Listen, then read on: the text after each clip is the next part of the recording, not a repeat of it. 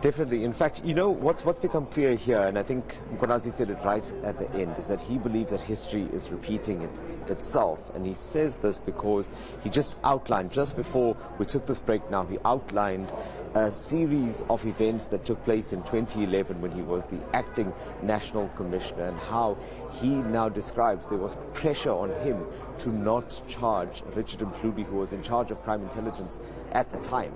And this pressure, he says, was the worst kind of political interference that he had ever seen. And he says that that pressure came from Nathi Mthethwa, who was the police minister at the time.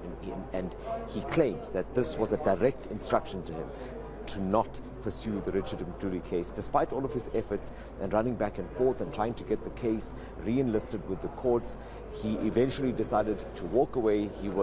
He believes he was effectively punished for standing up. So that's the kind of context, the 2011 context that he referred to now. And then when you come back to present day, he starts to outline what he believes is happening now. So one would argue that he almost took a preemptive step and decided, look, I need to speak out before we get to a similar point where the rot is perhaps too deep.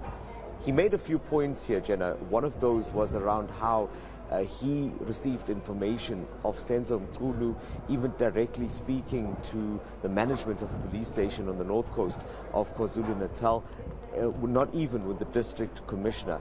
And he says that those were some of the issues that were showing this crossing of the lines, and talking about how there seems to be now different instances which indicate that there could have been political interference once again, this time around, with the new regime and the new management of the police.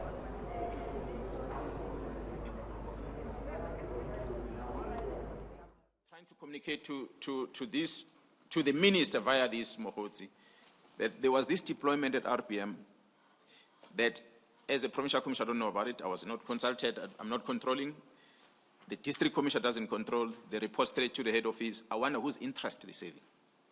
And the complaint was the presidency complained. That's why we must now deploy. But the national commissioner maybe can explain that in details, because to date, I do not know what was the reason.